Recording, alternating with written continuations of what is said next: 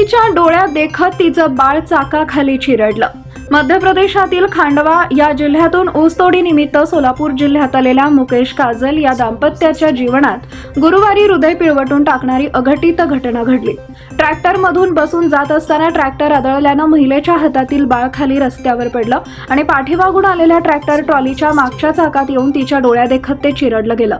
ही हृदयद्रावक घटना अक्कलकोट तालुक्यातील मैसलगी इथं घडली आहे। गुरुवारी दुपारी मुकेश काजल हे आपल्या पत्नी समवेत सकाळी 9च्या सुमारास मैसलगी येथील बिराजदार यांच्या रानात ऊस तोडीसाठी ट्रॅक्टरच्या ट्रॉली मागे बसून जात असताना अचानक खड्ड्यामध्ये ट्रॅक्टर गाडी आढळल्यानं ट्रॉली आदळली। त्या दाम्पत्याच्या हातातून ते बालक खाली पडून पाठीमागून येणाऱ्या ट्रॅक्टरच्या ट्रॉलीच्या मागील चाक तोंडावरच गेल्यानं ते बाळ जागीच चिरडलं। बेशुद्ध अवस्थेत त्यास उपचाराकरता वडिलांनी शासकीय रुग्णालयात दाखल केलं खरं, परंतु वाटेतच त्या बाळानं प्राण सोडला होता। उपचारापूर्वी त्याचा मृत्यू झाल्याचं डॉक्टरांनी सांगितलंय। या घटनेची नोंद सिव्हिल पोलीस चौकीत झाली आहे।